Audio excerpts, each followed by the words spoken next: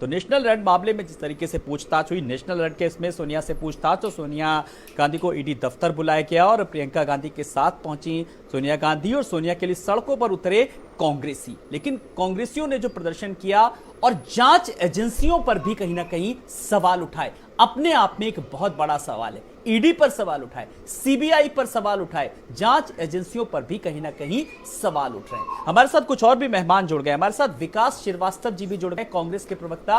विकास जी नमस्कार, आपका भी बहुत बहुत स्वागत है। विकास जी, मेरा सवाल अभी प्रदीप जी से मैंने इस पूरे सिनेरियो को लेकर के किया, अब मेरा सवाल सीधे आपसे है कि कांग्रेस जिस तरीके से अगर बात करें, आज कांग्रेस कार्यकर्ताओं ने जो प्रदर्शन किया, ईडी सीधे से पूछताछ के लिए बुलाया गया था, लेकिन इस बीच विरोध की जो तस्वीरें आई, ये अपने आप में कहीं ना कहीं सवाल खड़े कर रही कि इतनी छटपटाहट क्यों? कोई छटपटाहट की बात नहीं है। जैसा प्रदीप जी ने कहा, हमारी सर्वमान्य नेता, देश की सर्वमान्य नेता, विश्व की सबसे ताकतवर महिला के रूप में सोनिया जी को जाना जाता है। त्याग की प्रतिमूर्ति के रूप में उनको जाना जाता है। जिस सत्ता के लोग धर्म, जाति, नफरत और विघटन की भाषा बोलते हैं, इस देश के सांप्रदायिक सद्भाव को बर्बाद करने का काम करते हैं, तमाम सारी संवैधानिक संस्थाओं को अपने गुलाम बनाने का काम करते हैं, उस सत्ता को सोनिया जी ने किस तरीके से छोड़ा था और देश के आखिरी अल्पसंख्यक व्यक्ति को, जिसको उसकी योग्यता के आधार पर भारत का प्रधानमंत्री बनाया और वैश्विक स्तर पर भारत को ऊंचाई तक ले गए। वो डॉक्टर मनमोहन सिंह को, उनके योग्यता को और इस देश की अर्थव्यवस्था को बनाने वाली आदरणीय सोनिया गांधी जी के ऊपर आज इतनी 70 की अवस्था है उनकी, 70 से ऊपर जिस महिला की अवस्था हो और इस भारत की का गौरव हो, ऐसी महिला को लेकर के अगर ईडी अपने नैतिकता का पालन नहीं करती है, ये सारे सवाल उनके आवास पे जाकर भी पूछे जा सकते हैं। अभी वो हॉस्पिटल से आई हैं, लगातार आश्वस्त हैं, जिसको इस देश ने, उसने केवल इस देश के लिए शहादत दी है, अपना पति, अपनी सास को अपने हाथों पे खोया है।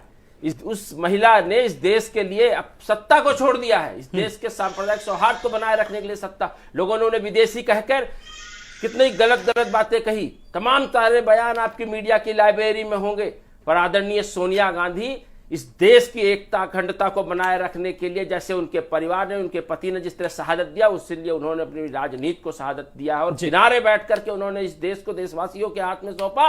और आज भारत अगर वैश्विक स्तर पर पहचाना जाता है तो वो सोनिया जी का त्याग और 10 वर्ष के त्याग, बलिदान सबकी बात कह दी। मेरा भी सवाल आपसे, इस पे कोई भी गुरेज नहीं है, लेकिन जो विरोध प्रदर्शन हुआ है, गाड़ियां फूंकी गई हैं, ये जो तस्वीरें आई हैं, ये कहीं ना कहीं अपने आप में सवाल खड़े कर रही है। कोई सवाल नहीं खड़ा करता है आलोक जी। हाँ, अगर आंखों का पानी मर गया है और भारतीय भूमि में अगर जो लोग रहते हैं, अगर उनको सोनिया गांधी का कर्ज नहीं एहसास है, तो वो लोग नपुंसक हैं। अगर उनको सोनिया गांधी का इस तरीके के अपमान को बर्दाश्त करते हैं, संवैधानिक संस्थाओं को अधिकार है, कानून अपना काम करेगा, और अगर कानून में दम था तो ये मुकदमा, ये मामला क्यों नहीं पहले क्यों नहीं खत्म किया गया? आज आप लगातार केवल एक गौरवमयी शख्सियत को, उसकी छवि गिराने का जो आप षड्यंत्र कर रहे हैं, उस देश के 130 करोड़ की जनता को काम कर रहा है, जांच एजेंसियां अपना काम कर रही हैं, तो फिर सवाल क्यों उठ रहा है? के लिए शहादत दिया है, इसलिए केवल कांग्रेस के कार्यकर्ता ही नहीं, हम तो अपील करते हैं,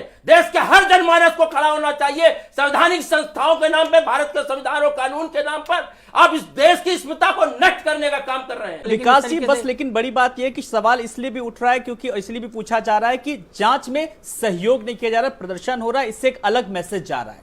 देखिए, ये विपक्ष है। हाँ, और हम विपक्ष के में खुद है, ये हमारा विपक्ष है, इनके लिए हम विपक्ष हैं। राजनीति में मैसेज क्या जा रहा है, अगर इसकी चिंता ये 130 करोड़ की जनता कर रही होती तो आज ये देश आर्थिक रूप से पंगु न बनाया गया होता।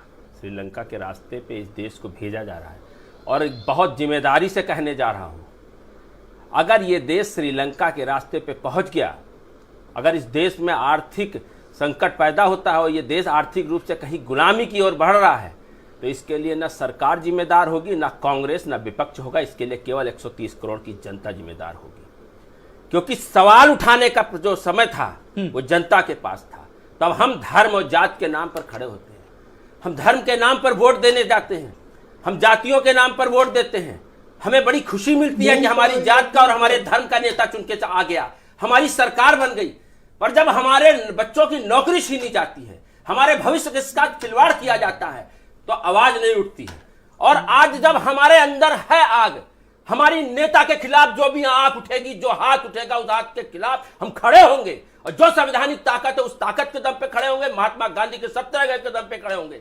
अगर हमारे अंदर जज्बा है तो हम खड़े हो रहे हैं, और जिनके अंदर जज्बा मर गया है वो ऐसे ही तानाशाहियों को, जुमलेबाजों को बाकायदा संसद के अंदर 12, 15, 20 शब्द ऐसे निकाले गए हैं जो लगातार बच्चा बोलता है भारत सरकार के प्रधानमंत्री को, भारत सरकार को, और उस पर प्रश्न कर नहीं करा करोगे और उन शब्दों को काटोगे। चलिए, आपने देश की जनता की बात की, जी आपने जनता की बात की। मैं प्रदीप जी आपके पास आ रहा हूं। देश की जनता, जितनी करोड़ों से देश की जो जनता की बात की है, उनके हितों को लेकर के बात की, बेरोजगारों की बात की, तमाम सारी चीजों का जिक्र किया। लेकिन ऐसे मुद्दों को लेकर देश भर में कांग्रेस ने ऐसी कौन सी नजीर पेश कर दी जब बेरोजगारी के मुद्दे को लेकर के देश भर में प्रदर्शन हुआ हो, चाहे महिला सशक्तिकरण को लेकर के, कानून व्यवस्था को लेकर के, आज जब अपने नेता पर बनाई, किस तरीके से लोग कांग्रेसी जो है सड़कों पर उतरे हैं? आलोक जी, हाँ, आप भी लगता है जी उसी माहौल में जमते चले जा रहे हैं। पत्रकार वो होता है जिसके ऊपर किसी का असर नहीं होता है। आपने देखा अग्निवीरों ने सड़क पर किस तरीके उतर के प्रदर्शन किया है। 1 साल तक किसान खड़े रहे सड़कों पर, जाड़ा गर्मी बरसात, 700 से ज्यादा किसान मरे। तमाम बार आपने खुद अपने चैनलों में खबर चलाई होगी, कांग्रेस इसके पीछे है। लगातार इस देश के सांप्रदायिक माहौल को बिगाड़ करके, लोगों को बांट करके असल मुद्दों सवाल उठाना बहुत आसान है।